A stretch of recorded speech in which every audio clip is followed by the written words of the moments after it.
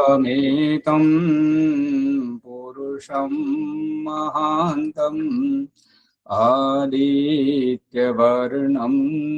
తమసా పరస్తాత్ తమేవ విదిత్వా అతిమృత్యుమేతి నాన్యః పంథా విద్యతే అనాయ నాన్యః పంథా విద్యతే అనాయ. ఓం శాంతి శాంతి. సత్యార్థ ప్రకాశము అధ్యాత్మ సత్సంగానికి వచ్చేసినటువంటి వారందరికీ నమస్తే, స్వాగతం, సుస్వాగతం. ఓం నమస్తే. నమస్తే. సత్యార్థ ప్రకాశం సప్తమ సముల్లాసం 173వ పూటలు చూడండి. ఏ పరమాత్మ నుండి ఋగ్వేదము, యజుర్వేదము, సామవేదము, అథర్వవేదము ప్రకాశితములై ఉన్నవో అతడే దేవుడు. దీనికి ఉత్తరము ఎల్లరా ఉత్పన్నము చేసి ధారణము చేయుచున్న పరమేశ్వరుడే అతడు. అతడే వేదములను ప్రకటించనని భావం.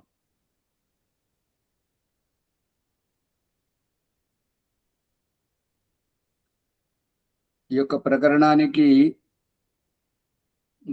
పీఠిక అంటే ప్రశ్నించేటువంటి ప్రశ్నకర్తలకు ఏ రకంగా ప్రశ్నించాలి అనేటువంటి దానికి ప్రస్తావన భూమికను సూచిస్తున్నాడు దయానంద సరస్వతి. ఏ పరమాత్మ నుండి అయితే ఋగ్వేదము, యజుర్వేదము, సామవేదము, అథర్వవేదము ప్రకాశితములై ఉన్నవో అతడే దేవుడు. ఎవరి నుండి అయితే వేద జ్ఞానము మానవులకు చేరినదో ఆ యొక్క చేరవేసినటువంటి ఆ పరమాత్ముడు దేవుడు. దీనికి ఉత్తరం ఎల్లరా ఉత్పన్నము చేసి ధారణము చేయుచున్న పరమేశ్వరుడే అతడు. అందరినీ అండపిండ బ్రహ్మాండములను ఉత్పన్నము చేసి ధారణము చేయుచున్న వాడే పరమేశ్వరుడు అతడు. అతడే వేదములను ప్రకటించనని భావం. స్వయంభూర్యాథా తత్యతో అర్థాన్ విదధా శాశ్వతీభ్య సమాభ్య. స్వయంభువు, స్వయంభువు అంటే అతనిని ఎవరు ఉత్పన్నము చేయలేదు, తనకు తానే ఉత్పన్నమైనటువంటి వాడు. ఇక్కడ ఒక ప్రశ్న ఏమొస్తున్నది అని అంటే, బండరాళ్ళలో కప్పలు పుట్టడం, బియ్యంలో పురుగులు పట్టడం, పప్పుల్లో, ధాన్యాల్లో, మన నోటిలో పంటిలో పురుగు రావడం, ఇవన్నీ ఎలా వస్తున్నాయి? అవి కూడా స్వయంగానే వస్తున్నాయి కదా. మరి స్వయంగా వస్తున్నప్పుడు మరి ఇది దేవుడు స్వయంభూ అనడానికి ఈ పురుగులు, ఇవన్నీ క్రిమి కీటకాలు స్వయంగా ఉత్పన్నం అవ్వడానికి తేడా ఏమిటి అనేది ఇక్కడ లోతైనటువంటి విషయం. ఏంటంటే, అమైతుని సృష్టి మొట్టమొదట ఈ యొక్క జీవరాశులు ఆవిర్భవించే కంటే ముందు మొట్టమొదటి సృష్టి అమైతుని సృష్టి అనబడుతుంటది. ఎప్పుడైతే గాలిలో తేలాడేటువంటి సూక్ష్మ క్రిములు వాటికి జీవనాధారం లభించగానే, గాలి ప్రాణవాయువుగా నిలవగానే, ఆ తర్వాత ఉద్భుజ సృష్టి, విత్తనాలతో మొలకెత్తి పుట్టేటువంటి సృష్టి, ఆ తర్వాత అండజ గుడ్లు పెట్టేటి, ఆ తర్వాత జరాజ గర్భధారణ చేసి పాలిచ్చేటువంటి ఈ యొక్క సృష్టి చివరికి మానవుని యొక్క సృష్టి ఏర్పడింది. అయితే ఇక్కడ భగవంతుడు స్వయంభూ అనేటువంటిది ఎలా తెలుస్తున్నది అని అంటే, ఈ గాలిలో తేలాడేటువంటి ప్రవహించేటువంటి సూక్ష్మ క్రిములకు గాలి ఆధారం. విత్తనములతో మొలకెత్తి చిగురించి సస్యశ్యామలమయ్యేటువంటి వృక్ష వనస్పతి అనేటువంటి దానికి భూమి ఆధారము, పంచమహాభూతాలు ఆధారం. గాలి, నీరు, నేల, మాలి అన్ని అవసరం. గుడ్లు పెట్టి సంతానం కనేటువంటి ప్రాణి జాతులకు గుడ్డు పరిపక్వమై ఆ యొక్క పిల్లలను పుట్టించడానికి కారణమైనటువంటి ఒదిగేటువంటి తల్లితత్వం, గుడ్ల మీద ఒదిగేటువంటి తల్లితత్వం ఆ గుడ్లకు వేడిని అందించాలి కాబట్టి ఆ వేడి అవసరం. ఆ తర్వాత గర్భధారణ చేసి పాలిచ్చి పెంచేటువంటి సంతతికి రజవీర్యాల సంయోగం కల్పించడానికి ఇంకొక వ్యక్తి అవసరం. రజవీర్యాలు స్వతహా కలవాలి అనేటువంటి జ్ఞానము స్ఫురింపజేసేటువంటి కలిపేటువంటి. ఇప్పుడు మనమంతా ఉన్నది మైథున సృష్టిలో ఉన్నాం. సృష్టి ఆరంభంలో అక్కడ మైథునం చేయడానికి ఎవరున్నారు? ఎవరు లేదు. స్త్రీ లేదు, పురుషుడు లేడు, ఎవరూ లేరు. కాబట్టి ఆ యొక్క ఆ రహస్యాన్ని పరమేశ్వరుడు ఒకచోట చేర్చడముతో తద్వారా అండం ఉత్పన్నమైంది. ఆ అండముతోటి ఈ యొక్క ప్రాణి జాతులన్నీ ఆరంభంలో ఉత్పన్నమయ్యాయి. ఆ విధంగా ఈ యొక్క బ్యాక్టీరియా ప్రవహించేటువంటి ఈ ఇంటర్నెట్ కానీ సెల్ ఫోన్ కానీ పనిచేయడానికి బ్యాక్టీరియా ఏదైతే ఉందో అంతర్జాలీయం, సూక్ష్మ క్రిమి వ్యవస్థ, క్రిమి కీటకాలు ఏవైతే ఉన్నాయో వాటికి ఆధారం కావాలి. పరమేశ్వరునికి అటువంటి ఆధారము అక్కరలేదు. ఏ ఆధారము లేకుండా ఉండడం వల్లనే పరమేశ్వరుడు స్వయంభూ అనబడుతున్నాడు. బియ్యంలో పట్టే పురుగుకు, పండులో వచ్చేటువంటి పురుగుకు, మన పంటిలో వచ్చేటువంటి పురుగుకు దానికి ఆహారం వ్యవస్థ ఉన్నది కాబట్టి అది వినియోగం అవ్వట్లేదు. అక్కడ అది ఉత్పన్నం అవుతుంది. ఆ ఆధారం లేకుండా ఏ పురుగు ఎక్కడ ఉత్పన్నం కాదు. పట్టుకుంటున్నారా లేదా? ఆచార్య, ఇక్కడ ఒక సందేహము. ఇప్పుడు ఆత్మలు అన్ని అనాది పదార్థాలే కదా, సృష్టి ఎట్లా అది ఉత్పన్నం అంటే అమైతున సృష్టి అనేది ఎట్లా ఏర్పడుతుంది? ఎట్లా ఏర్పడుతుంది అని అంటే ఇక్కడ 84 లక్షల జీవరాశులది దేహముల యొక్క సంరచన, జీవాత్మల యొక్క సంరచన కాదు. ఆ బ్రహ్మాండంలో జరిగినటువంటి విషయాన్ని పిండ సృష్టిలో మనకు దృష్టాంతంగా చూపిస్తున్నాడు కదా భగవంతుడు.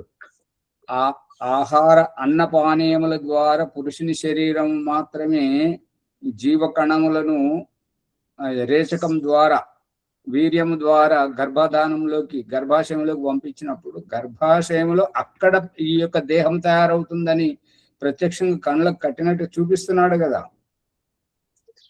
అందుకని ఇక్కడ జీవాత్మలు తయారు కావడం లేదు. తయారైనాయి అంటే అవి చావాల్సిందే. అందుకని జీవాత్మలకు చావు పుట్టుకలు లేవు. దేహాలు మార్పు చెందడం వరకే. ఇప్పుడు గమ్యానికి చేరుకోవడానికి వాహనం ఎట్లయితే సాధనమో, జీవితం యొక్క ఉద్దేశాన్ని నెరవేర్చుకోవడానికి ఈ దేహం అటువంటి సాధనం. ఈ దేహముల యొక్క రచనయే ఈ యొక్క స్వేదజములు అంటే ఉక్కపోత ద్వారా, చెమట ద్వారా గాలిలో అంటువ్యాధుల్లాగా సోకేటువంటి కరోనా లాంటి సూక్ష్మక్రిములు, ఉద్భిజము, అండజము, జరాయుజం, ఈ అమైతుని సృష్టి అంతా ఇవన్నీ దేహముల గురించి చెప్పడం జరుగుతుంది, జీవాత్మల గురించి కాదు.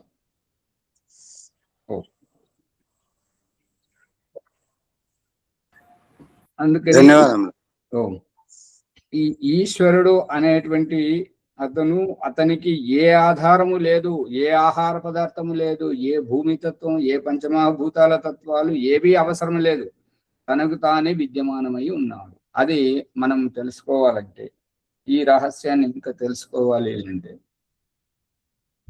ఒక కుటుంబానికి మూలమైనటువంటి మూల పురుషుడు అంటే తండ్రి అనేటువంటి అతనికి ఏ వ్యవస్థ లేదు, అన్ని వ్యవస్థలు అతనే సమకూర్చుకుంటాడు. తనకు పెళ్లి వయసు రాగానే భార్యను ఎంచుకోవడం, ఆ తర్వాత ఆమెతో ఏకీభవించి సంతానాన్ని కనడం, తద్వారా ఒక గూడు ఏర్పాటు చేసుకొని ఈ రకంగా కుటుంబాన్ని ఏర్పాటు చేయడం.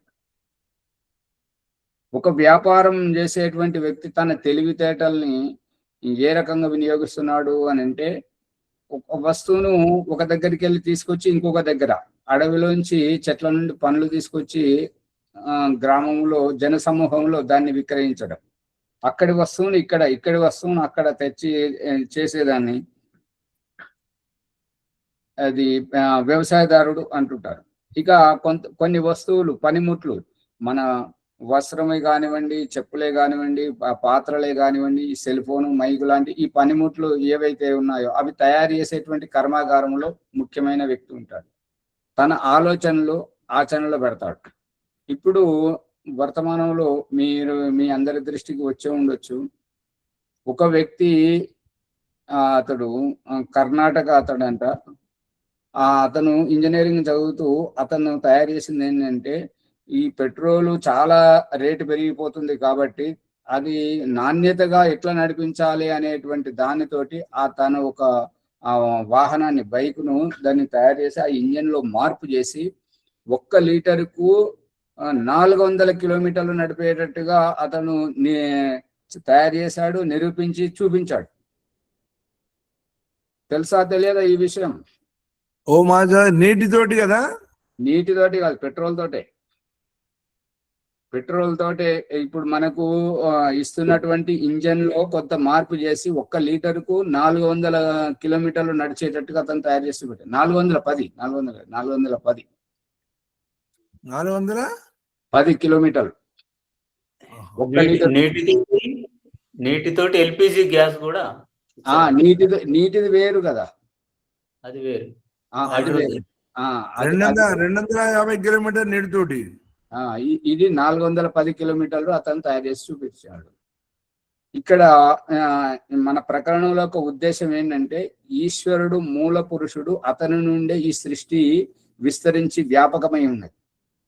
ఒక కంపెనీ మూల వ్యక్తి నుంచే విస్తృతం ఎట్లయితే అవుతుందో, ఒక కుటుంబం మూల వ్యక్తి నుంచే ఎట్లయితే విస్తృతం అవుతుందో, అదే రకంగా ఈ యొక్క ఈశ్వరుడు అనేటువంటి మూల పురుషుని నుండి విస్తృతమై ఈ యొక్క అండపిండ బ్రహ్మాండాల రూపంలో 84 లక్షల జీవరాశుల రూపంలో మన ముందు విద్యమానమై ఉన్నది. ఆ విషయాన్ని ఈ వేద మంత్రంలో చెప్పడం జరిగింది. ఆ వేద మంత్రాన్ని మన ముందు పెట్టి దయానంద సరస్వతి తన అభిప్రాయాన్ని చెప్తున్నాడు.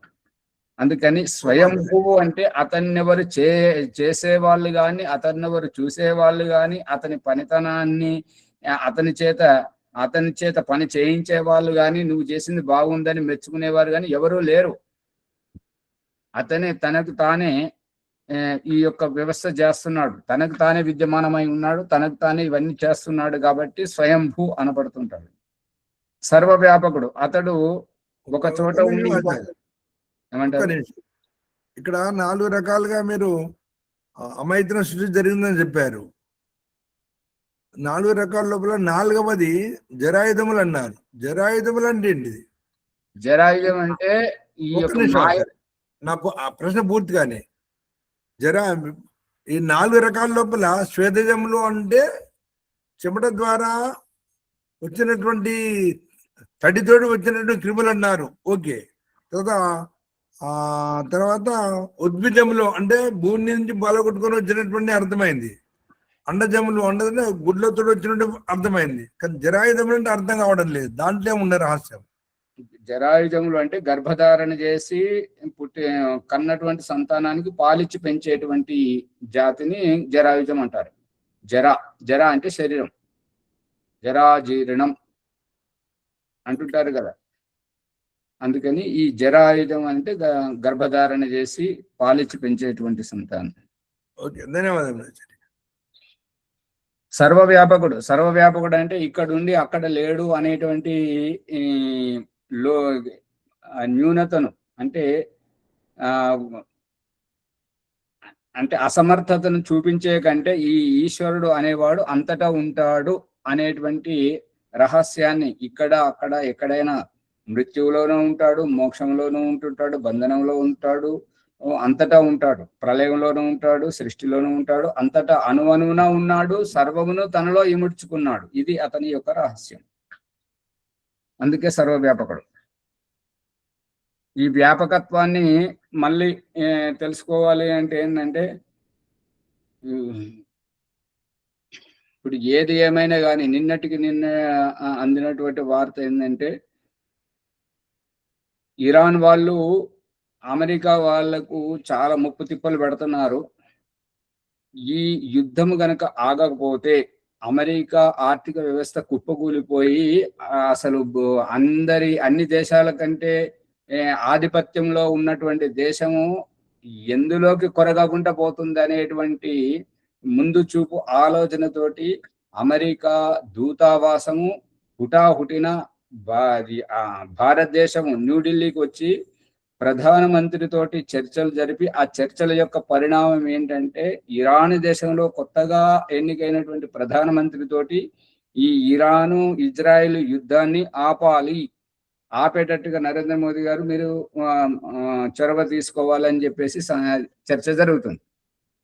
దీని యొక్క ఒకవేళ ఈ యొక్క యుద్ధం ఆగకపోతే పెట్రోల్, డీజిల్, గ్యాస్ ఇవి నిల్వలు సమాప్తమైపోవడం వల్ల కొరత అనేటువంటిది వస్తుంది. మొత్తం లాక్డౌన్ జరిగేటువంటి ప్రమాదం ఉన్నది. ఇంతవరకే కరోనాతోటే వచ్చిన లాక్డౌన్ తోటే ఇంకా కోలుకోలేదు. ఇప్పుడు మళ్ళీ వెంటనే లాక్డౌన్ అంటే మళ్ళీ చాలా ఇబ్బంది అవుతుంటది అని చెప్పేసి అమెరికా దూతావాసం వాళ్ళు హుటాహుటిన న్యూఢిల్లీకి వచ్చి ఇప్పుడు చర్చలు జరుగుతున్నాయి. ఇవాళ తేలిపోతుంటది ఏంటనేది. ఆ రకంగా జరుగుతుంటది అన్నట్టుగా. ఇప్పుడు ఏంటంటే అమెరికా అధ్యక్షుడు ఒక దేశం అధ్యక్షుడిని అతను కిడ్నాప్ చేసి తీసుకెళ్ళిండు కదా అమెరికాకు. మళ్ళీ ఈ ఇరాన్ అధ్యక్షుడిని చంపేసిండు కదా. ఇది దావానలంలో ఎంతైతే వ్యాపకమైందో, మళ్ళీ ఒక ఎన్నికల్లో ఒక నాయకుడు గెలిచాడు అనగానే అతని గురించి చాలా వ్యాపకంగా ప్రజలు ముచ్చటించుకోవడం ద్వారా ఎంతైతే చర్చనీయాంశం అవుతుందో దాన్ని వ్యాపకం అంటారు. పట్టుకుంటున్నారా లేదా?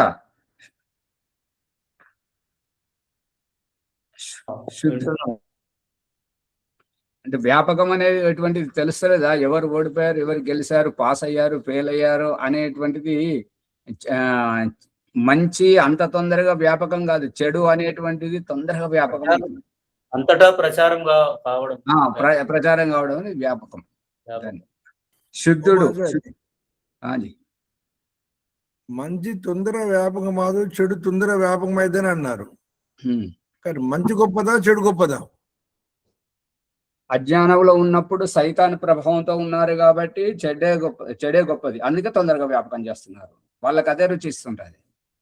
మంచి అనేటువంటిది వాళ్ళు శుద్ధ ఆత్మలుగా ఉన్నప్పుడు ఏంటంటే ఆచితూచి మాట్లాడిస్తుంటది కాబట్టి ఏం మాట్లాడితే అది వాళ్ళు ఏమర్థం చేసుకుంటారు అని చెప్పేసి జాగ్రత్తగా మాట్లాడతారు కాబట్టి తక్కువ ప్రచారం.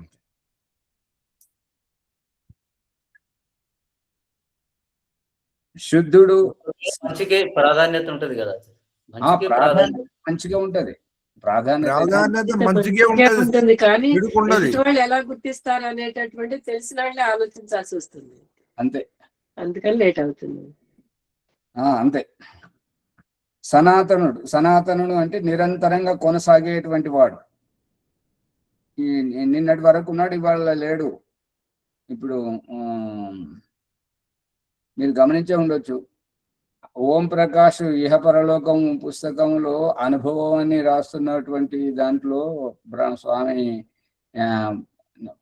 ఇప్పటి వర్తమానంలో బ్రహ్మానంద సరస్వతి, అప్పుడు ఆచార్య వేదవ్రత మీమాంసక్ గారు ఉండే కదా, వారు రాశారంటే వారు ఇంకా వేరే పుస్తకాల్లో వాళ్ళ పత్రికలో, వైదిక ధర్మ పత్రికలో సూచించినటువంటి ఏంటంటే ఒక వర్గము దేవుడు చచ్చిపోయాడు, దేవుడి యొక్క అంత్యక్రియలు అనేటువంటిది ఆ ప్రస్తావన విన్నారా లేదా?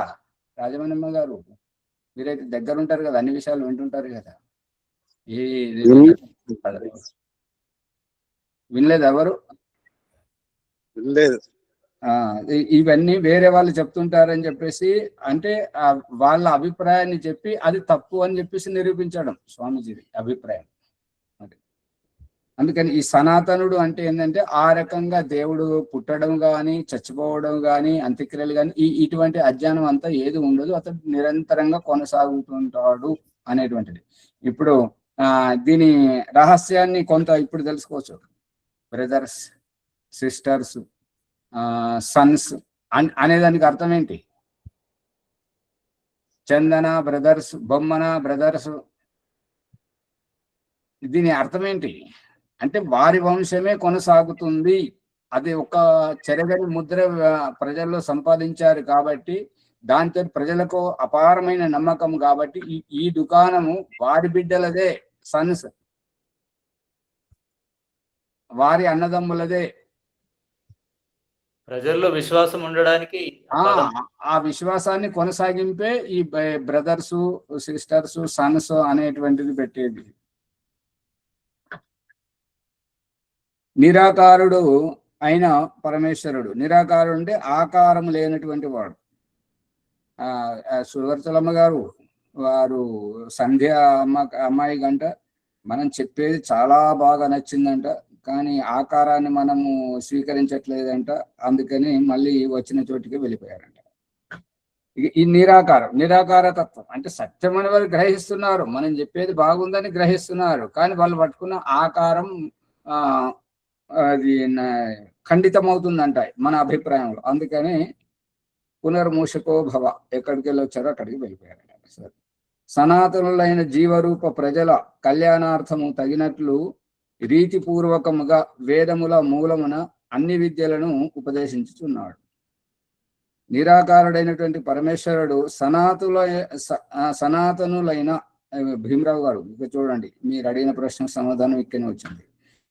దేవుణ్ణి ఈ 4వ శబ్దం చూడండి, స్వయంభూ, సర్వవ్యాపకుడు, శుద్ధుడు, సనాతనుడు.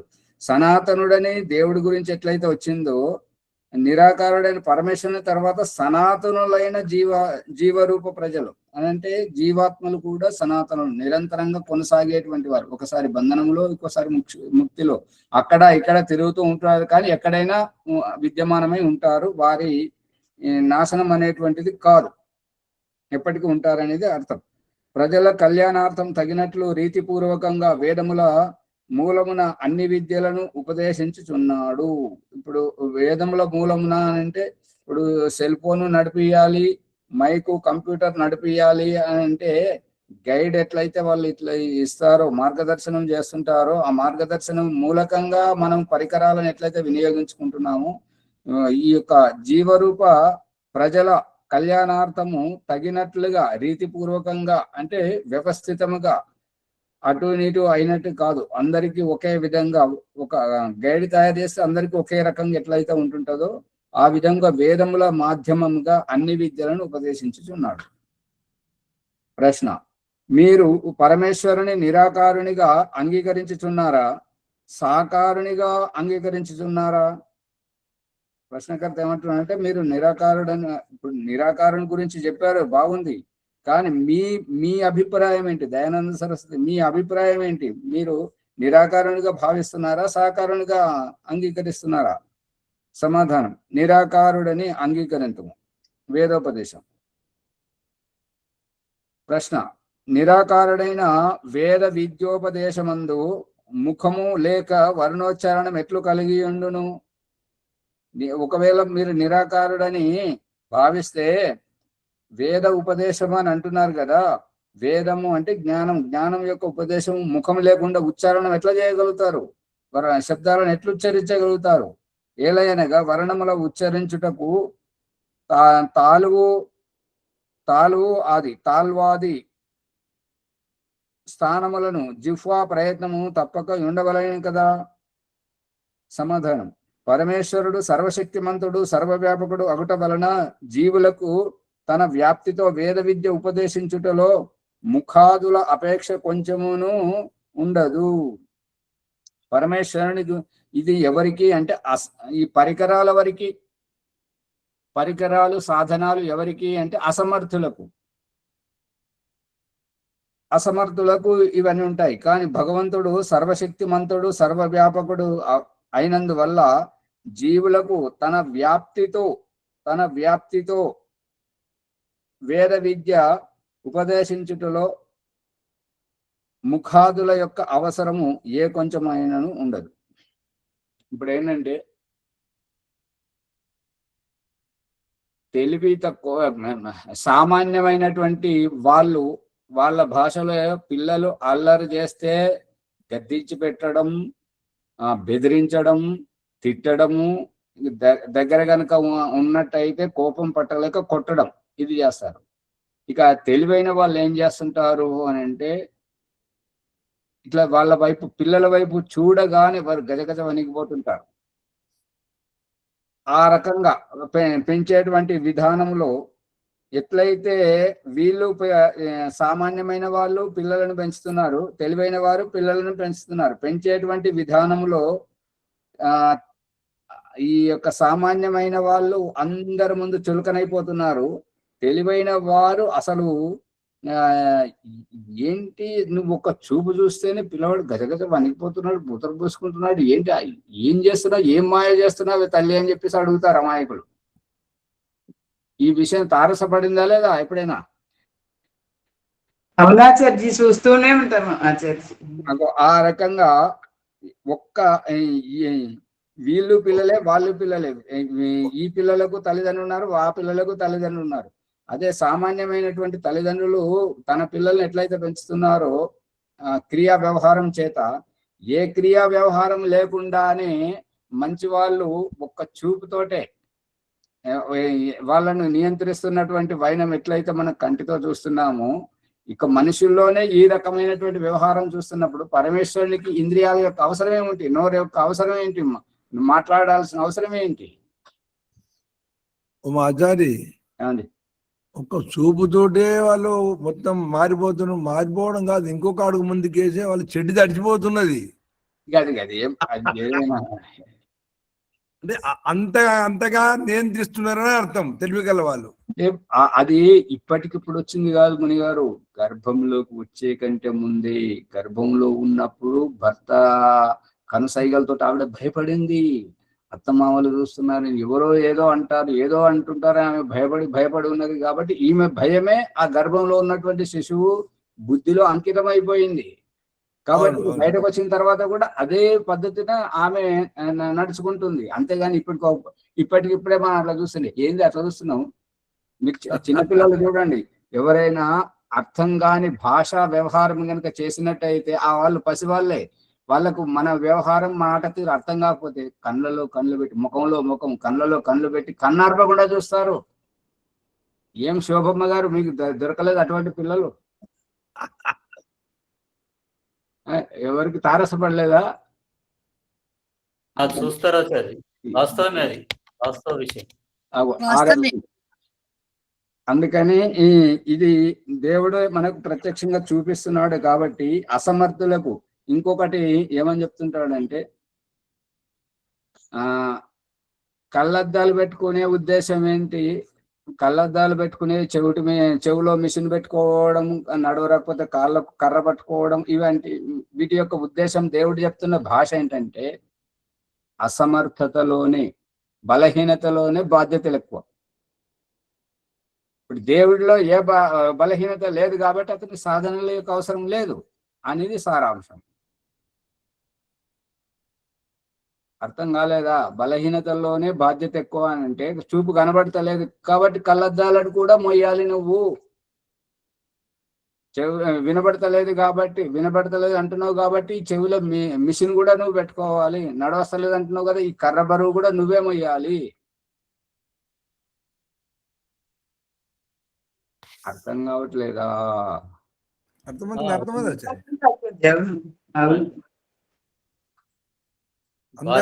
అందరు విండోలు మూసుకొని కూర్చుంటున్నారు, ఎట్లా అర్థమవుతుంది? ఒక ముగ్గురు నలుగురు ఓపెన్ చేశారు. ప్రభాకర్ గారు ఏమంటున్నారు చెప్పండి. అర్థమవుతుంది ఆచార్య, బాధ్యతలుగా అవన్నీ ఎంబడి మోయాల్సి వస్తుంది కదా. అదే బలహీనతలోనే బాధ్యతలు ఎక్కువ అప్పగిస్తున్నాడు భగవంతుడు. అవును,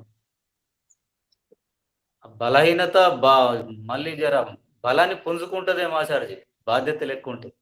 అది కదా, దాన్ని కాపాడాలి కదా. కళ్ళద్దాలను కాపాడాలి, కళ్ళద్దాలను పెట్టుకోవాలి. దాన్ని ఇంకా దుమ్ము పడితే మరకలైతే తుడుచుకోవాలి. బాధ్యతలు ఎక్కువ కదా. బాధ్యతలుంటే బలం పుంజుకుంటున్నారు అన్నట్టు. అంతే కదా. అంతే. సర్వవ్యాపక అంటే ఇప్పుడు విద్య సత్యమే కాబట్టి సత్యాన్నే తెలుసుకుంటున్నాం కదా. చెప్పింది బాగుంది అన్నప్పుడు అది సత్యమే కదా ఆచార్జీ. మరి దాన్ని ఆచరించడానికి, వినడానికి ప్రయత్నం చేయాలి కదా. మీరు చెప్పేదానికి మన ప్రకరణంతో సంబంధం ఏంటి? అంటే సంజయ్ రాణి గారు అలాగన్నారు కదా, మీరు చెప్పేది బాగుంది కానీ మీరు నిరాకరిస్తున్నారు కదా, అవి రూపంగా లేదంటున్నారు కదా. రూపం మరి ఇక్కడ లేదు కదా ఆచార్జీ అని గ్రహిస్తున్నారు. అమ్మగారు మీతో వచ్చిన సమస్యనే ఇది. మీరు వర్తమానంలోకి రండి. ఎక్కడితో తీసుకొచ్చి ఎక్కడో పెడితే దానికి దీనికి వినే వాళ్ళకు అయిపోయింది ఆ ప్రకటన. దానికంటే ముందుకు నడిచి ఆలోచిస్తే కదండి మళ్ళీ ఎందుకు బాగుంది అనేటటువంటి ఎందుకు బాగుంది అనేది మనం కూడా స్వతహాగా ఆలోచన చెయ్యాలి. వారు ఫోన్ ఎందుకు లేపట్లేదని మణిగారికి చేస్తే మణిగారు చెప్పారు ఆ విషయం. కానీ అది దాటినప్పుడే కదా తను కూడా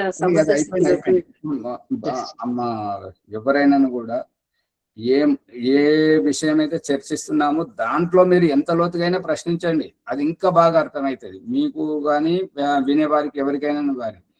కానీ మన ప్రసంగం ఒకటి, మళ్ళీ ఇంకెక్కడిదో ప్రసంగం తీసుకొచ్చి ఇక్కడ అడిగితే ఏంటంటే ఇప్పుడు ఇది విడిచిపెడతారు, దాన్ని పట్టుకుంటారు. అది అర్థం కాదు, ఇది అర్థం కాదు, అట్లా అవుతుంది. సర్వవ్యాపకుడు అగుట వలన జీవులకు తన వ్యాప్తితో వేద విద్య ఉపదేశించుటలో ముఖము వంటి అంగముల యొక్క అపేక్ష కొంచెమును ఉండదు, ఏమాత్రం ఉండదు, అవసరమే లేదు.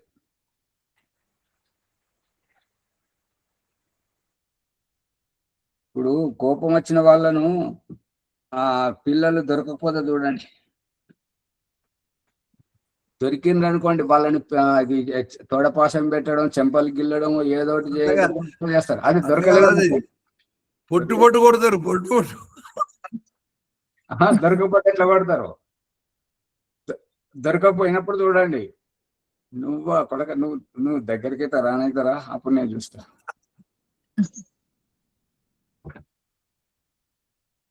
అందుకని ఇప్పుడు తొడపాసాలు పెట్టులేదు ఆచారి, మారిపోయింది.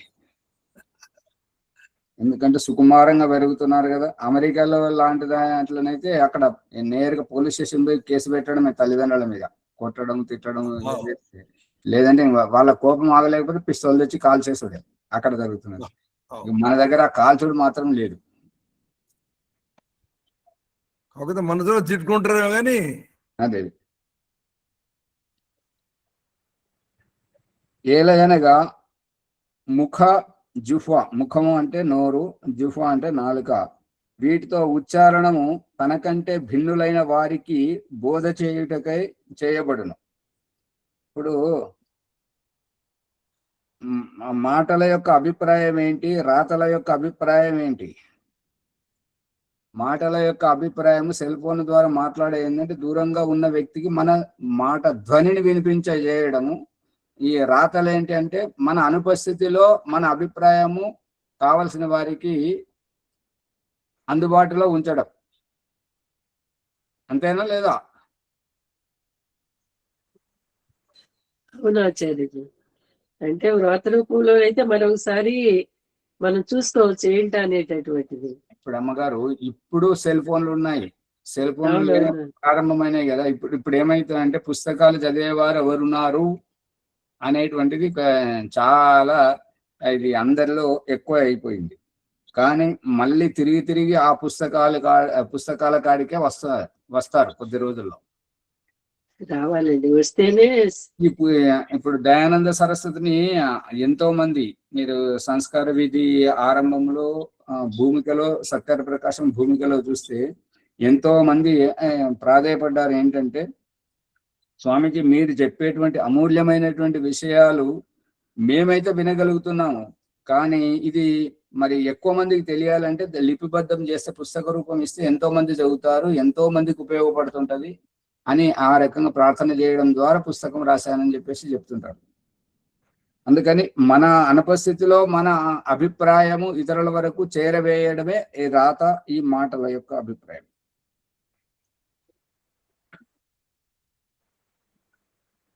అదే వీరు మూగవారు ఏం చేస్తుంటారు అని అంటే ఆ బ్రెయిల్ లిపి దాన్ని ఇట్లా పునికి చూసుకొని వాళ్ళు అభిప్రాయాన్ని తెలుసుకుంటారు. ముఖ జుఫ్వల వ్యాపారము లేకయే మనసులో అనేక వ్యవహారములను విచారించుటచే శబ్దోచ్చారణ అగుచూనే ఉండును. ఈ రహస్యము తెలుసుకోవాలి అని అంటే అమ్మ దగ్గరికైనా భార్య దగ్గరికైనా వెళ్ళాలి. ఎటువంటి భార్య అంటే శరీరంతో భార్య కాదు, అన్యోన్యంగా ఉన్నటువంటి మనస వాచ కర్మణ ఒకరికొకరు అంకితమైనటువంటి దాంపత్య జీవితంలో అక్కడ ఏంటంటే వారి చిన్న అలికిడి వీరు పసిగట్టేస్తారు, వీరు వారేనని చెప్పేసి. ఇంట్లో గేట్స్ అప్పుడైతే చూడు నాన్నొచ్చాడు, ఎవరు దేవుడా ఎటువంటి వాళ్ళని అంటగట్టావు, నాకు వీళ్ళు ఒక్క మాట మాట్లాడారు, వింటున్నారా నిద్రపోతారో తెలియదు. నమస్తే ఆచార్య. అవును ఆచార్య, వింటున్నాం కదా ఆచార్యజీ. చిన్న అలికిడేస్తేనే అమ్మమ్మ వచ్చింది చూడు, వినాలా రెస్పాండ్ కావాలా? అమ్మమ్మ వచ్చింది చూడు అని పిల్లలు పంపిస్తే, అమ్మ నీకు ఎట్లా తెలిసింది అమ్మమ్మనే వచ్చిందని, మామయ్యనే వచ్చిందని, నాన్ననే వచ్చిందని నీకు ఎట్లా తెలిసింది? అది శబ్దం ఆచార్య, శబ్దంతో గుర్తిస్తుంది. వీళ్ళు కూడా పసిగడతారు ఆచార్య. వరలక్ష్మమ్మ గారు మీరు అమాయకంగా మాట్లాడకండి. శబ్దము దొంగోడు వచ్చినా శబ్దం చేస్తాడు, కుక్క వచ్చినా శబ్దం చేస్తుంది, కానీ అప్పుడు అన్నది కదా. అనుబంధం వల్ల ఆచార్యజీ, అనుబంధం. వీరి పసిగడతారు. వీరి అలజడి వల్ల ఏ శబ్దం వస్తుంది, వీరి మాటల తీరుతో ఎట్లా వస్తున్నది అనేది అది పసిగట్టడం వల్ల చెప్పారు. ఈ శ్రద్ధ అర్థం చేసుకుంటారు. శ్రద్ధ కాదు, అర్థం చేసుకోవడం కాదు, ఇవి రెండు తప్పే. వారిలో వీరు జీవిస్తున్నారు. అంటే ప్రేమ ఆచార్య, ప్రేమతో లేకపోతే అనుబంధం, అనుబంధం కూడా అనొచ్చు కదా ఆచార్య. అనుబంధము అంటే అనుబంధం అంటే సంతానానికి వర్తిస్తుంది అమ్మగారు. సంతానం అంతగా జీవించలేరు. ఇక ప్రేమతో అన్నట్టు వాళ్ళు ఇంకా ప్రేమ అనుకోండి, ఏమైనా అనుకోండి, అదే ఆచార్యజీ, అంతగా ఉంటుంటది అన్నట్టుగా. ఏమన్నా అంటే దోమానుడు అనుకుంటారా? మరి ఇక చూడండి,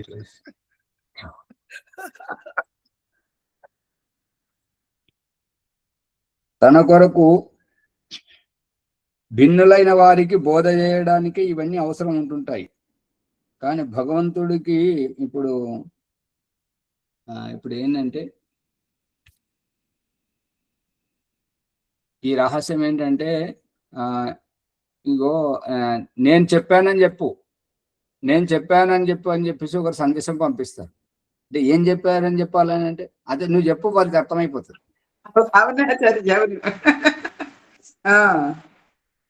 నేను చెప్పానని చెప్పి వాళ్ళకి అర్థమైపోతుంది. ముందు ఒకరికొకరికి అవినాభావ సంబంధం ఉంది విషయం. దీంట్లో ఒక మనోరంజనమైనటువంటిది మధ్యవర్తి తెలియదు ఈ విషయం. అదే ఇక్కడ ఒక మనోరంజనం ఏంటంటే, ఒకడు పోలీసుల నుంచి తప్పించుకొని వస్తున్నాడు. వచ్చి ఒక తొందరపాటు ఏమంటారంటే చంచలమైనటువంటి వ్యక్తికి ఏమని చెప్తాడంటే, అతని చెవిలో నేను ఏమి చెప్పలేదని చెప్పు. పోలీసులు అతన్ని వెతుక్కుంటూ వస్తున్నారన్నట్టుగా. ఈ యొక్క తొందరపాటుగా చంచలంగా ఉండేటువంటి అతనిలో ఆ పారిపోయే అతని చెవిలో చెప్పిపోతున్నాడు ఏంటంటే, నేను ఏమి చెప్పలేదని చెప్పు. పోలీసులు వచ్చి అడుగుతారు, అరే అతడు నీకేం చెప్పాడంటే, ఏం చెప్పలేదండి. ఏం చెప్పలేకపోవడం ఏంటి, ఏదో చెప్పాడు కదా, నీ దగ్గరకు వచ్చి నీ చెవిలో చెప్తున్నాడు కదా అంటే, అదే ఏం చెప్పలేదండి. ఏం చెప్పలేదు అంటామండి. అగో ఇట్లా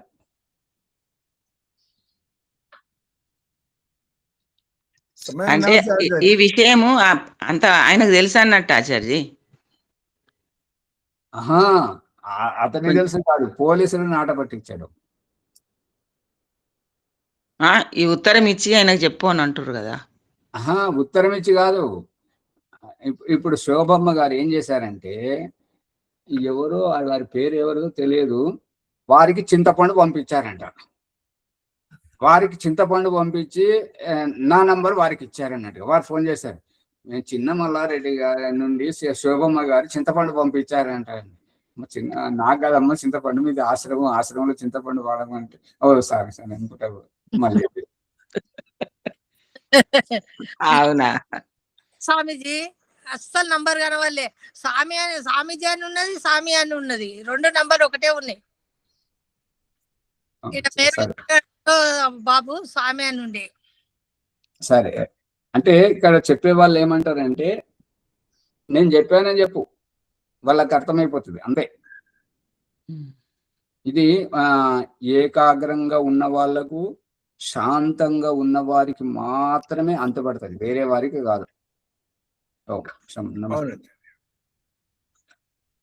ఓం ఆచార్య ఓంప్రకాష్ గారికి ధన్యవాదములు. ఇది కొద్దిగానే ఉన్నది, పూర్తి ఆచార్య చేస్తామా?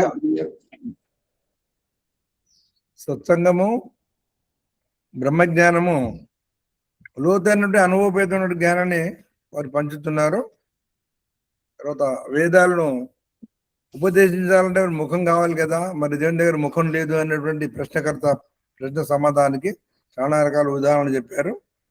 తర్వాత అన్యోన్యత, సృష్టి 4 రకాలుగా ఉత్పన్నం చేశాడు. అమైతన సృష్టి, మైతన సృష్టి లోపల ఏ విధంగా ఉందని కూడా ఆ విషయం కూడా చర్చకు వచ్చింది. అనంతరము చివరిగా అన్యోన్యత అన్న వాళ్ళకి అన్ని అంతరాత్మలో అంతమైపోతాయి. పరమాత్మ అంతరం ఉన్నాడు కాబట్టి అంతరాత్మలోనే జ్ఞానాన్ని ప్రసాదిస్తున్నటువంటి తత్వము. ఇంకా కొన్ని సాధారణ నిజ జీవితం లోపల జరిగేటువంటి వ్యవహారంలో కొన్ని విషయాలు కూడా న్యూనత అన్యూనత, ప్రేమ అనురాగాల మీద కూడా చర్చ జరిగింది. తన విశేషంగా ఉంది. అది వారికి మరోసారి ధన్యవాదాలు. ఈ సత్యప్రకాశము సముల్లాసము 174వ పేజీలో ఉన్నాము. ఈ ఎపిసోడ్ని మీరు లైక్ చేయండి, షేర్ చేయండి, సబ్స్క్రైబ్ చేయండి, పక్కన ఉన్న గంట సింబల్ గట్టిగా నొక్కండి. 1-2 సార్లు వినాలి. మీ శంకా సమాధానం ఉంటే ప్రశ్నోత్తర రూపం లోపల కామెంట్ రూపంలో తెలియజేయండి. మీరు ఏ రకమైన సమాధానం అడిగినా ఈ పుస్తకంలో ఉన్నటువంటి ప్రశ్నలకు వారికి సమాధానం మీకు పంపిస్తారు ఆచార్య గారు. మీరు వినాలి. ప్రార్థన. ఓం వైదిక సంధ్యోపాసన ఈరోజు 173లోనే ఉన్నాం, 74 చేరుకో. పుష్పమ్మ గారేనా మరి కొత్త బ్యాచ్? పుష్పమ్మ గారు మొదటి బ్యాచ్ ఈరోజు. ఒక మళ్ళీ ప్రారంభం అవుతుంది అనమాట. ఓం నమస్తే అమ్మ. వైదిక సంధ్య బ్రహ్మయుజ్యము పుష్ప బాన్స్వాడ.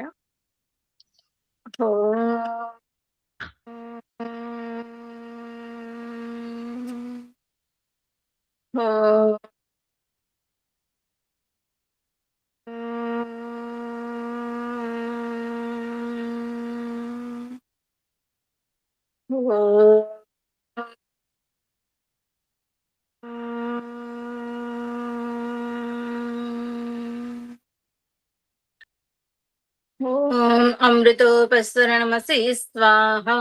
ఓ అమృత స్వరూప, నా కోసం ఉపస్తరణంగా పరుచుకున్నావా స్వామి, ధన్యురాలిని. ఓం అమృతాపిధానమసి స్వాహ. ఓ అమృత స్వరూప, నా ఆత్మరక్షణకై ఆకాశ దుప్పటిగా ఆవరించావా స్వామి, ధన్యురాలిని. ఓం సత్యం యశః శ్రీర్మైశ్రీః శ్రేయతాం స్వాహ. ఓ పరమేశ్వర, సత్యం, యశస్సు, ధనైశ్వర్యాలు మరియు బుద్ధి నన్ను ఆశ్రయించి నాలో ఉండునుగాక. గర్భంలో ఊపిరితో పాటు శిశువు యొక్క ఆకలి దప్పికలు అమ్మ చూసుకునేలా చేశావు స్వామి. ఇప్పుడు గర్భం నుండి బయటకు వచ్చాక అమ్మతో కలిసిన ఆ పేగుబంధాన్ని సైతం తెంచనైనందున శిశు అభ్యర్థన. ఆచమన మంత్రం. ఓం షణ్ణో దేవీరభిష్టయా ఆపో భవంతు పీతయే శంయోరభిస్రవంతు నః. యజుర్వేదంలోనిది ఈ మంత్రం. 36వ అధ్యాయం 12వ మంత్రం.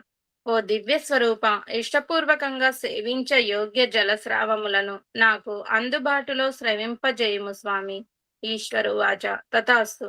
అదిగో అమ్మ దగ్గరికి వెళ్ళి కమ్మని స్తన్యపానం చేయుము. జీవాత్మ, ఓ పరమేశ్వర, నాకు తల్లి, తండ్రి మరియు ఆత్మీయుల సాన్నిధ్యపు పునర్జన్మను ప్రసాదించుము స్వామి. ఈశ్వరువాచ తథాస్తు. స్వర్గసుఖాన్ని ఏవగించి అసంతృప్తితో పోతున్నావు. ఆ జరామరణ అసంతృప్తి దుఃఖ జన్మలలో ఒంటరిగా ఉండలేవు. కాబట్టి ఈ ఇంద్రియాల కాలక్షేపం నీకు ఊరట కల్పించునుగాక. అథ ఇంద్రియ స్పర్శ మంత్రములు. అక్రియ ధ్యానం.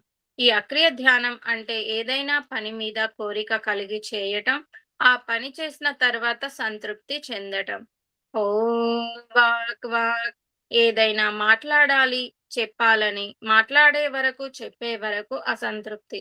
మాట్లాడిన తర్వాత, చెప్పిన తర్వాత ఒక సంతృప్తికర ప్రశాంతత. అలాగే ఏదైనా పదార్థం చూడగానే తినాలి, తాగాలి అనే కోరిక. తిన్న తర్వాత, తాగిన తర్వాత సంతృప్తి చెందటం. ఇషేత్వోర్జత్వ యజుర్వేదంలోనిది 1వ అధ్యాయం 1వ మంత్రం. భక్ష అవివేక బుద్ధితో హానికర పదార్థ సేవన అనారోగ్యం, మృత్యు దుఃఖం, అసంతృప్తి దశ. మరియు వివేక బుద్ధి పూర్వక మోక్షానంద మార్గం, సంతృప్తికర జీవితం. ఓం ప్రాణ పీల్చుకున్న శ్వాసను వదలాలని వదలడం, వదిలిన తర్వాత మళ్ళీ పీల్చాలనే అసంతృప్తి, పీల్చుకున్న తర్వాత సంతృప్తి చెందటం. ప్రాణ, అపాన, వ్యాన, సమాన, ఉదాన, నాగ, కూర్మ, దేవదత్త, క్రికల, ధనంజయ. ఈ దశ ప్రాణముల ద్వారా ఆత్మ జీవం పోసుకొని జీవాత్మ అనబడుతుంది. అంటే దేహంలో ఇవే ప్రాణముల ద్వారా జీవాత్మ సక్రియంగా ఉంటుంది. ఓం చక్షు ఇదేంటి, అదేంటి, ఇందులో ఏముంది, అందులో ఏముందని ప్రతిదీ చూడాలనే అసంతృప్తి జీవితం. చూసిన తర్వాత సంతృప్తి చెందటం. ఓం శ్రోత్రం ఇది, అది, ఏదో వినాలనే తాపత్రయం. విన్న తర్వాత సంతృప్తి చెందటం. ఓం నాభిర్మే చిత్తం విజ్ఞానం యజుర్వేదంలోనిది 20వ అధ్యాయం 9వ మంత్రం. ప్రారబ్ధ బుద్ధి జన్మ జన్మకు భౌతికంగా నన్నొక వైపు దిగజారుస్తుంటే, మరొక వైపు ఈ మానవ జన్మలో పూజ, జపం, ఉపాసన, ధ్యానం అనే సందర్భాల పేరుతో పూజారి ఆచార్యుల ద్వారా నన్ను మెప్పించి నీ చెంతకు రప్పించుకోవడం చూస్తే మాటలు రావట్లేదు స్వామి. ఓం హృదయం మూర్ధానమస్య సంసివ్యాథర్వ హృదయం చయత్. అథర్వ వేదంలోనిది 10వ కాండం 2వ సూక్తం 26వ మంత్రం.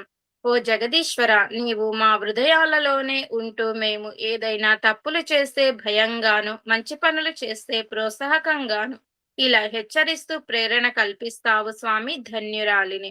ఓం కంఠః అంసౌ గ్రీవాశ్చ శ్రోణి యజుర్వేదంలోనిది 20వ అధ్యాయం 8వ మంత్రం. మణిహారం వలె అలంకృత 2 కంఠ ఎముకల మధ్యస్థానం, అన్నపానీయ శ్రావముల ఆవాగమన మరియు భావ వ్యక్తీకరణ అవయవ సాధనాన్ని తెలుసుకోవడం. ఓం శిరః మస్తిష్కాద్ ఊర్ధ్వః ప్రైరయత్ పవమానో అధిశీర్షతః. అథర్వ వేదంలోనిది 10వ కాండం 2వ సూక్తం 26వ మంత్రం. మస్తిష్కానికంటే పైకి అక్కడికి ప్రాణవాయువును ప్రేరేపిస్తూ ఎక్కించు. అంటే ప్రారబ్ధాన్ని తెలుసుకొని ప్రారబ్ధ శుద్ధి కొరకు ప్రయత్నం చేయటం.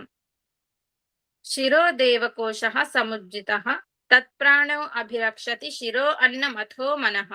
అథర్వ వేదంలోనిది 10వ కాండం 2వ సూక్తం 27వ మంత్రం. అంటే శిరస్సు దేవ నిలయం, ప్రాణంతో రక్షిస్తుంది. ఆ స్ఫూర్తే మనస్సు యొక్క జీవితం.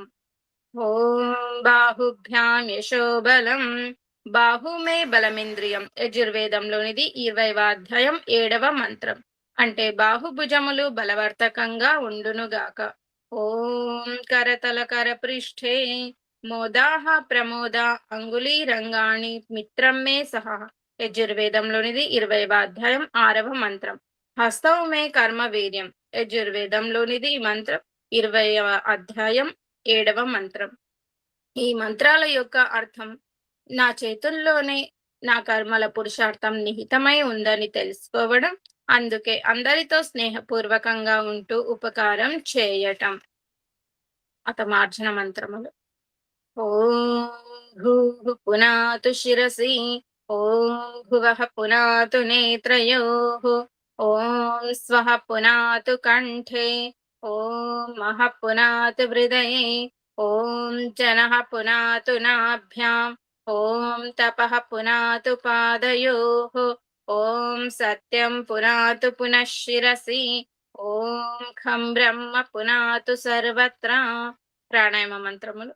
ఓం భూః, ఓం భువః, ఓం స్వః, ఓం మహః, ఓం జనః, ఓం తపః, ఓం సత్యం. అఘమర్షణ మంత్రములు. ఓం మృతం చ సత్యం చాభిద్ధా తపసోధ్యజాయత, తతో రాత్రజాయత, తతః సముద్రో అర్ణవః, समुद्रादरणवादधि संवत्सरो अजायत अहोरात्राणि विदधद्विश्वस्य मिषतो वशे सूर्याचन्द्रमसौ धाता यथा पूर्वमकल्पयत् दिवं च पृथिवीं चान्तरिक्षमथो स्वः आचमनमन्त्रम् ॐ शन्नो देवीरभिष्टया आपो भवन्तु पीतये शंयोरभिस्रवन्तु नः मनसा परिक्रम मंत्रमुలు ఓం प्राचीदिगग्निरधिपतिरसितो रक्षितादित्या इषवः तेभ्यो नमोऽधिपतिभ्यो नमो रक्षितृभ्यो नम इषुभ्यो नम येभ्यो अस्तु योऽस्मान् द्वेष्ट्यं वयं द्विष्मस्तं वोजम्भे दद्मः दक्षिणादिगिन्द्रोऽधिपतिस्थिरश्चिराजे रक्षिता पितर इषवः तेभ्यो नमोऽधिपतिभ्यो नमो रक्षितृभ्यो नम इषुभ्यो नम येभ्यो अस्तु योऽस्मान् द्वेष्ट्यं वयं द्विष्मस्तं वोजम्भे दद्मः प्रतीचीदिग्वरुणोऽधिपतिः प्रदाको रक्षितान्नमिषवः तेभ्यो नमोऽधिपतिभ्यो नमो रक्षितृभ्यो नम इषुभ्यो नम येभ्यो अस्तु योऽस्मान् द्वेष्ट्यं वयं द्विष्मस्तं वोजम्भे दद्मः उदीचीदिक्सोमोऽधिपतिः स्वजो रक्षिता शनिरिषवः तेभ्यो नमोऽधिपतिभ्यो नमो रक्षितृभ्यो नम इषुभ्यो नम येभ्यो अस्तु योऽस्मान् द्वेष्ट्यं वयं द्विष्मस्तं वोजम्भे दद्मः ध्रुवादिग्विष्णुरधिपतिः कल्माषग्रीवो रक्षिता वीरुधैषवः तेभ्यो नमोऽधिपतिभ्यो नमो रक्षितृभ्यो नम इषुभ्यो नम येभ्यो अस्तु योऽस्मान् द्वेष्ट्यं वयं द्विष्मस्तं वोजम्भे दद्मः ऊर्ध्वादिग्बृहस्पतिरधिपतिः स्वित्रो रक्षिता वर्षमिषवः तेभ्यो नमोऽधिपतिभ्यो नमो रक्षितृभ्यो नम इषुभ्यो नम येभ्यो अस्तु योऽस्मान् द्वेष्ट्यं वयं द्विष्मस्तं वोजम्भे दद्मः उपस्थानमन्त्रमुలు जातवेदसे सुनवाम सोममरातीयतो निदहाति वेदः सनः पर्षदति दुर्गाणि विश्वानावेव सिन्धुं दुरितात्यग्निः चित्रं देवानामुदगादनीकं चक्षुर्मित्रस्य वरुणस्याग्नेः आप्राद्यावा पृथिवी अन्तरिक्षं सूर्य आत्मा जगतस्थस्तुषश्च उदुत्यं जातवेदसं देवं वहन्ति केतवः दृशे विश्वाय सूर्यम् उद्वयं तमसस्परिस्वः पश्यन्तवुत्तरम् देवं देवत्रा सूर्यमगन्मज्योतिरुत्तमम् प्रायश्चित्तमन्त्रम् तच्चक्षुर्देवहितं पुरस्तात् शुक्रमुच्चरत् पश्येम शरदः शतं जीवेम शरदः शतं शृणुयाम शरदः शतं प्रब्रवाम शरदः शतम् अदीनाः श्याम शरदः शतं भूयश्च शरदः शतात् आचमनमन्त्रम् ॐ शन्नो देवीरभिष्टया आपो भवन्तु पीतये शंयोरभिस्रवन्तु नः गायत्री मन्त्रम् ॐ भूर्भुवः स्वः तत्सवितुर्वरेण्यं भर्गो देवस्य धीमहि धियो यो नः प्रचोदयात् समर्पण भावम् ఓ పరమేశ్వర దయానిధి మీ కృప వల్ల జపోపాసనాది శుభకర్మములను చేసిన మేము ధర్మ అర్థ కామ మరియు మోక్షముల సిద్ధిని సత్వరముగా ప్రాప్తించుకొనేనట్లు అనుగ్రహింపుము స్వామి నమస్కారమంతం ఓం నమః శంభవాయ చ మయో భవాయ చ నమః శంకరాయ చ మయస్కరాయ చ నమః శివాయ చ శివతరాయ చ ఆచమన మంత్రం ఓం షన్నో దేవీరభిష్టయా ఆపో భవంతు పీతయే శంయోరభిస్రవంతు నః ఇతి వైదిక సంధ్య బ్రహ్మయజ్ఞం ధన్యవాదాలు శాంతి పట్టుకున్నా సరే ఓం దివిశాంతిరంతరిక్షం శాంతి పృథివీ శాంతి ఆపా శాంతి ఓషధే శాంతి వనస్పతే శాంతిర్విశ్వే దేవా శాంతి బ్రహ్మ శాంతి సర్వం శాంతి శాంతిరేవ శాంతి సామా శాంతిరేది. ఓం శాంతి శాంతి శాంతి. శ్రీ గురు నమః. నమస్తే ఆచార్య. అతి ఉత్తమం. పుష్పమ్మ గారు చాలా చక్కగా చేయించారు. అట్లా మనం తయారు కావాలి. ప్రతి ఒక్కరం కూడా అన్ని చెప్పకుండా ఒక రెండిటికి ఒక మూడింటికి